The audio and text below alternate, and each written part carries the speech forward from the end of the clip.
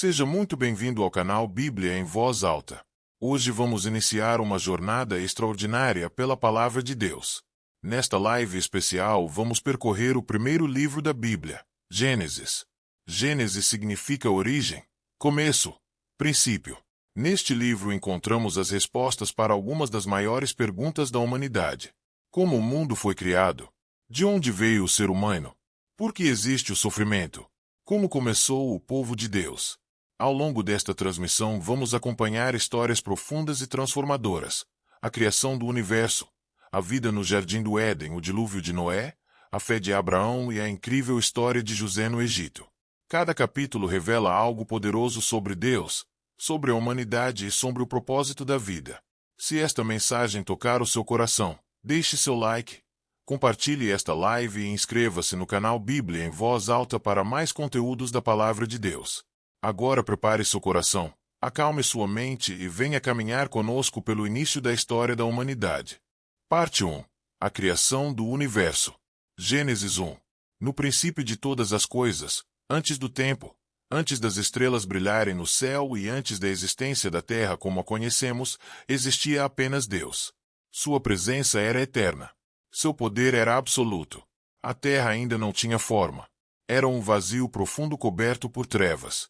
Um oceano silencioso cobria tudo, e sobre essas águas o Espírito de Deus se movia. Então Deus falou. E quando Deus fala, sua palavra tem poder para criar o impossível.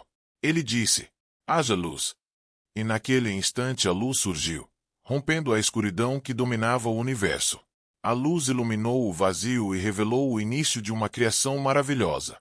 Deus viu que a luz era boa. Então separou a luz das trevas. A luz foi chamada de dia, e as trevas foram chamadas de noite. Assim terminou o primeiro dia da criação. No segundo dia, Deus criou o firmamento, o grande céu que se estende sobre a terra. Ele separou as águas que estavam acima das águas que estavam abaixo, formando os céus. O universo começava a tomar forma. No terceiro dia, Deus reuniu as águas em um só lugar. Assim surgiram os mares, e a terra seca apareceu. Montanhas se levantaram, vales foram formados e os continentes começaram a existir. Mas a terra ainda estava vazia. Então Deus ordenou que a terra produzisse vida. Plantas começaram a brotar do solo. Árvores cresceram carregadas de frutos. Flores cobriram os campos. Cada planta foi criada com sementes capazes de continuar a vida por gerações. Deus contemplou tudo isso e viu que era bom. No quarto dia, Deus criou os luminares do céu. Ele colocou o sol para governar o dia. Colocou a lua para governar a noite. E espalhou pelo universo incontáveis estrelas. Esses astros marcariam o tempo, as estações e os ciclos da vida na terra. No quinto dia, Deus voltou sua atenção para os mares e para os céus. Ele criou os grandes animais marinhos que nadam nas profundezas dos oceanos. Criou também todos os peixes e criaturas que vivem nas águas. Depois criou as aves que voam pelos céus.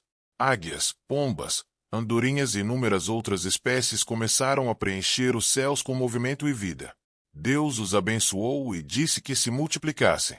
No sexto dia, Deus criou os animais da terra. Criou os animais selvagens, os animais domésticos e todas as criaturas que caminham ou rastejam sobre o solo. Mas ainda havia algo especial planejado. Algo diferente de tudo o que havia sido criado até aquele momento. Então Deus disse: façamos o homem à nossa imagem e semelhança. E assim Deus criou o ser humano. Ele formou o homem e a mulher e lhes deu domínio sobre a terra, sobre os animais e sobre toda a criação. O ser humano foi criado com inteligência, consciência e capacidade de relacionamento com Deus. Era a obra mais especial da criação. Deus olhou para tudo o que havia feito: os céus, os mares, as montanhas, os animais e o ser humano. E viu que tudo era muito bom. Assim terminou o sexto dia. Parte 2. O Jardim do Éden. Gênesis 2. Depois de completar sua obra, Deus descansou no sétimo dia e o separou como um dia especial.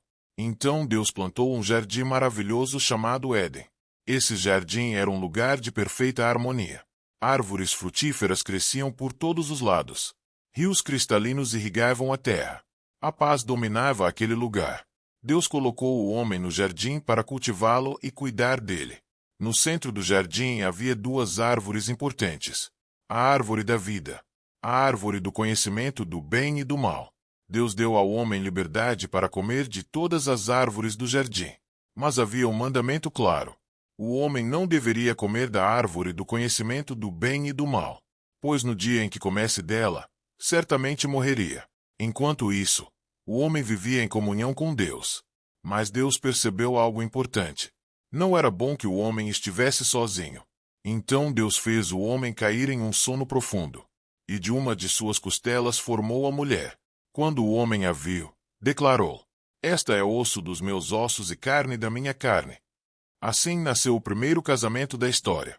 Homem e mulher viviam em perfeita harmonia com Deus e com a criação. Mas essa paz não duraria para sempre. Algo estava prestes a mudar o destino da humanidade. Parte 3: A corrupção da humanidade e a escolha de Noé. Capítulos 5-6. Depois da história de Caim e Abel, a humanidade continua a crescer sobre a terra. A Bíblia apresenta então a genealogia da descendência de Adão através de seu filho Sete. Cada geração vive muitos anos, tem filhos e filhas, e assim a população da terra aumenta. Entre esses descendentes aparece um homem chamado Enoque. A Bíblia diz algo muito especial sobre ele. Enoque andava com Deus. Ele viveu em comunhão com o Senhor de uma maneira diferente das outras pessoas. Depois de viver 365 anos, Enoque não morreu como os outros. A Escritura diz que Deus o tomou para si.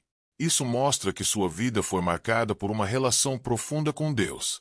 Com o passar das gerações, porém, a humanidade começa a se afastar cada vez mais do Senhor. A maldade cresce sobre a terra. As pessoas passam a viver segundo seus próprios desejos, ignorando os caminhos de Deus. A Bíblia descreve que o coração humano estava continuamente inclinado para o mal. A violência e a corrupção se espalham por toda parte. Diante disso, o Senhor observa a situação da humanidade e se entristece profundamente com aquilo que vê. Deus declara que a terra está cheia de violência e que a maldade chegou a um nível muito grande. Mas, em meio a toda aquela corrupção, havia um homem diferente. Seu nome era Noé. Noé era justo diante de Deus e andava com o Senhor. Ele vivia de maneira íntegra em uma geração marcada pela maldade.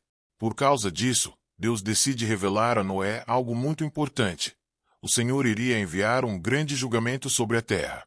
Gênesis, parte 4: A Arca e o Grande Dilúvio, capítulo 6-8. Deus então dá instruções muito específicas a Noé. Ele manda que Noé construa uma grande arca. Essa arca seria feita de madeira resistente e teria vários compartimentos. Também deveria ser coberta com betume por dentro e por fora para protegê-la da água. A arca seria enorme, capaz de abrigar a família de Noé e muitos animais. Deus explica que enviará um grande dilúvio sobre a terra para destruir toda a corrupção da humanidade. Porém, Noé e sua família seriam preservados. Noé então começa a construir a arca, obedecendo exatamente às instruções de Deus.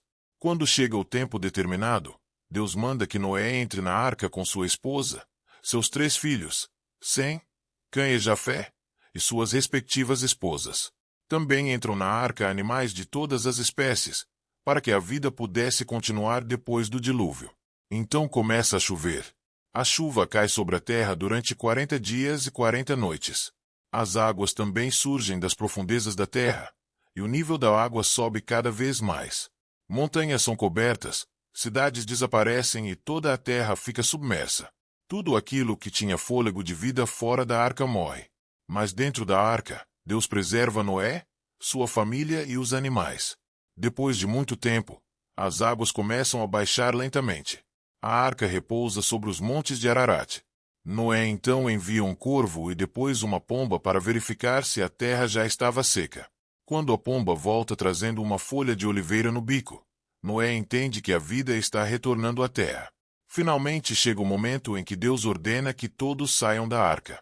Gênesis, parte 5: A aliança de Deus após o dilúvio, capítulos 9-11. Depois de sair da arca, Noé constrói um altar ao Senhor e oferece sacrifícios em gratidão. Deus então faz uma promessa muito importante. Ele nunca mais destruiria toda a terra com um dilúvio. Como sinal dessa aliança, Deus coloca o arco-íris nas nuvens. Sempre que o arco aparece no céu, Ele lembra a promessa de Deus de preservar a vida sobre a terra. Com o passar do tempo, os descendentes de Noé voltam a se multiplicar. Povos e nações começam a surgir novamente. Mas a humanidade ainda enfrenta o problema do orgulho. Em um lugar chamado Babel, as pessoas decidem construir uma grande cidade e uma torre que alcançaria os céus. O objetivo deles era se tornar famosos e mostrar seu poder. Deus então observa aquilo e vê que o coração humano novamente está sendo dominado pelo orgulho. Para impedir esse projeto, o Senhor confunde as línguas das pessoas. De repente, elas começam a falar idiomas diferentes e não conseguem mais se entender. Por causa disso, a construção da torre para e os povos se espalham pela terra. Assim nasce a diversidade de línguas e nações. Gênesis, parte 6. O chamado de Abraão, capítulos 12 e 15. Algum tempo depois, Deus escolhe um homem para iniciar um novo plano. Seu nome era Abrão, que mais tarde seria chamado de Abraão. Deus fala com Abrão e dá uma ordem surpreendente. Ele deveria deixar sua terra, sua família e tudo o que conhecia para ir a uma terra que Deus lhe mostraria. Junto com esse chamado, Deus faz uma promessa extraordinária. Ele promete que Abrão se tornaria pai de uma grande nação. Seu nome seria conhecido e todas as famílias da terra seriam abençoadas através dele. Abrão então decide obedecer. Ele parte com sua esposa Sarai, seu sobrinho Ló e todos os seus bens, viajando rumo à terra de Canaã. Durante sua jornada, Deus continua reafirmando suas promessas. Ele declara que aquela terra seria dada à descendência de Abrão. Mas existe um problema. Abrão e Sarai ainda não têm filhos. Mesmo assim, Deus garante que a descendência de Abrão será tão numerosa quanto as estrelas do céu. Abrão acredita na promessa do Senhor, e essa fé é considerada por Deus como justiça. Gênesis, parte 7. Jacó e Esau, capítulos 25 e 27. Isaque e Rebeca tiveram 2 filhos gêmeos, Esaú e Jacó. Desde o ventre havia uma luta entre eles. Deus revelou a Rebeca que 2 nações nasceriam de seus filhos, e que o mais velho serviria ao mais novo. Esaú nasceu primeiro e se tornou um homem do campo, um caçador habilidoso. Jacó era mais tranquilo e costumava permanecer nas tendas. Certo dia Esaú voltou do campo extremamente cansado e com muita fome. Jacó estava preparando um ensopado de lentilhas. Esaú pediu comida, mas Jacó fez uma proposta, que Esaú vendesse seu direito de primogenitura em troca da refeição. Sem dar valor à bênção, Esaú aceitou. Assim Jacó adquiriu o direito de primogênito. Anos depois, quando Isaque já estava velho e quase cego, ele decidiu dar a bênção ao filho mais velho. Rebeca, sabendo da promessa de Deus sobre Jacó, elaborou um plano. Jacó se disfarçou de Esaú e recebeu a bênção de seu pai. Quando Esaú descobriu o que aconteceu, ficou profundamente amargurado e decidiu que mataria seu irmão. Para proteger Jacó, Rebeca o enviou para longe, para a casa de seu irmão Labão. Gênesis, parte 8. O sonho da escada e a promessa de Deus, capítulos 28 e 30. Durante sua viagem, Jacó parou para descansar em um lugar deserto. Naquela noite ele teve um sonho extraordinário. Ele viu uma escada que ligava a terra ao céu, e anjos de Deus subiam e desciam por ela. No topo da escada estava o Senhor. Deus então falou com Jacó e reafirmou a promessa feita a Abraão e Isaque. A terra seria dada à sua descendência, e sua família se tornaria uma grande nação.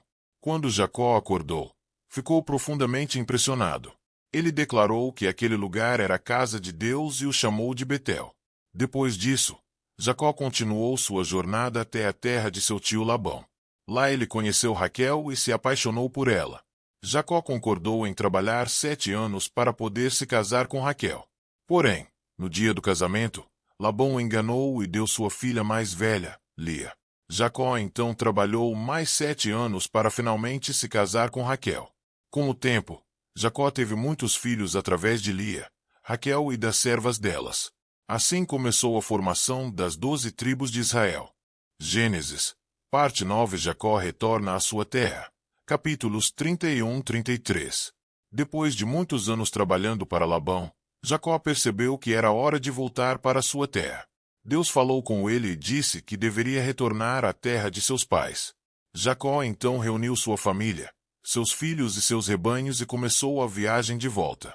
Durante o caminho ele ficou preocupado, pois teria que encontrar seu irmão Esaú novamente, e ainda lembrava do ódio que Esaú sentia por ele. Na noite anterior ao encontro, algo extraordinário aconteceu. Jacó lutou com um homem durante toda a noite. Aquela luta era, na verdade, um encontro com Deus. Ao final da luta, Deus mudou o nome de Jacó para Israel, que significa aquele que luta com Deus. No dia seguinte, Jacó encontrou Esaú. Para sua surpresa, Esaú correu ao encontro dele, o abraçou e chorou. Assim os dois irmãos fizeram as pazes depois de tantos anos de separação. Gênesis, parte 10. A história de José começa. Capítulos 37 e 39. Entre os filhos de Jacó havia um que era especialmente amado por seu pai, José. Jacó deu a José uma túnica especial, o que despertou grande inveja entre seus irmãos. Além disso, José teve sonhos em que parecia que seus irmãos se curvariam diante dele. Quando contou esses sonhos, o ressentimento deles aumentou ainda mais. Certo dia, enquanto estavam cuidando dos rebanhos, os irmãos decidiram se livrar de José. Primeiro pensaram em matá-lo, mas depois decidiram vendê-lo como escravo para mercadores que estavam viajando para o Egito. Assim José foi levado para o Egito e vendido para um homem chamado Potifar, oficial do faraó. Mesmo em uma terra estrangeira e em uma situação difícil, Deus estava com José e fazia com que tudo prosperasse em suas mãos. Essa seria apenas o começo de uma história extraordinária. Gênesis, parte 11. José é injustamente acusado.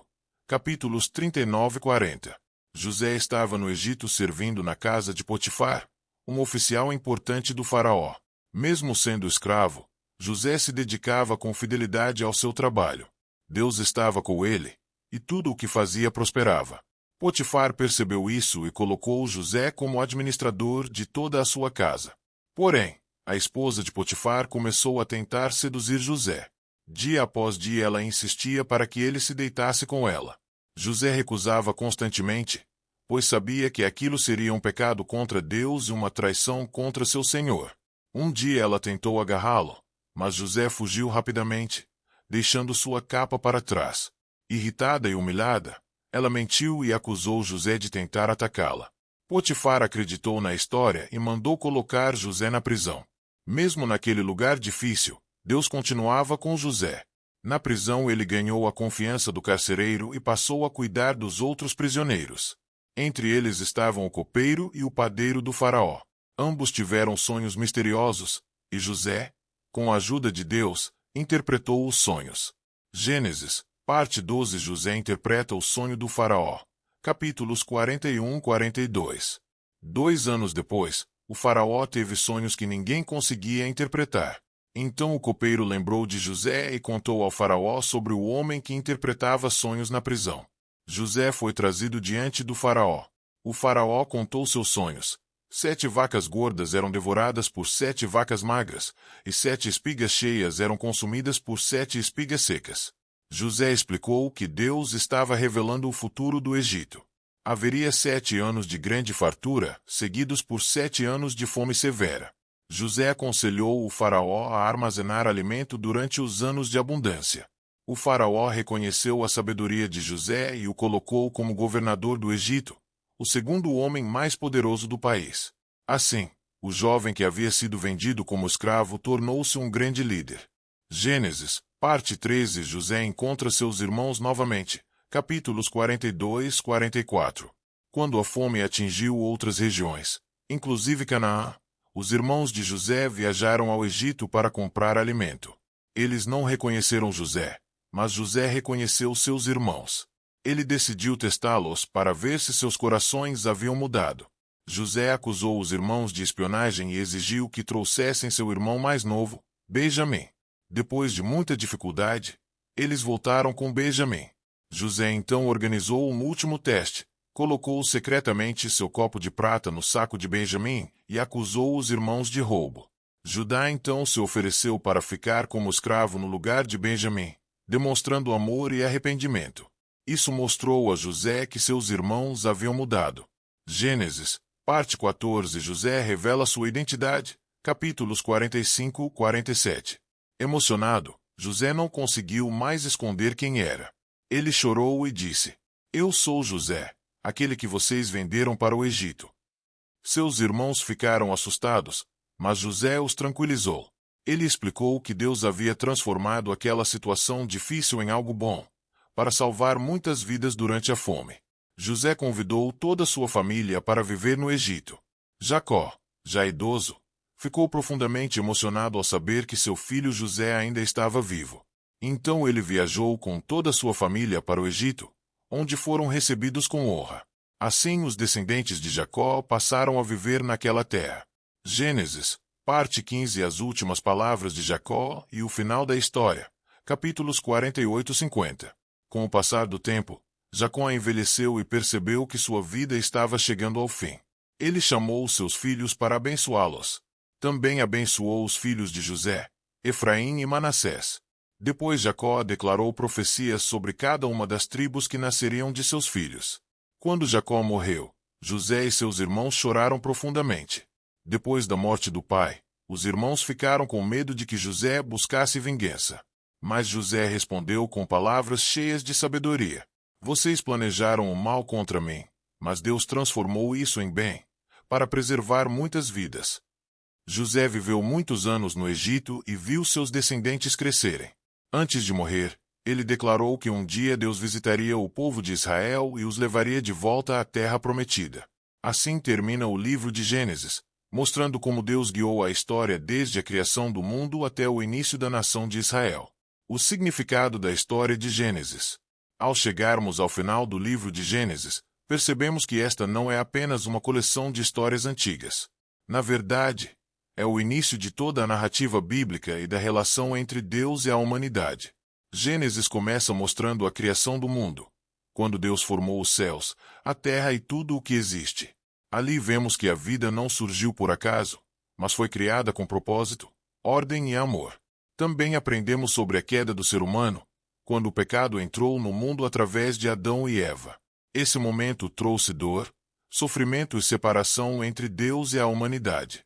Mas mesmo diante do pecado, Deus nunca abandonou sua criação. Ao longo de Gênesis vemos Deus levantando pessoas para cumprir seus planos. Abraão foi chamado para iniciar uma grande promessa.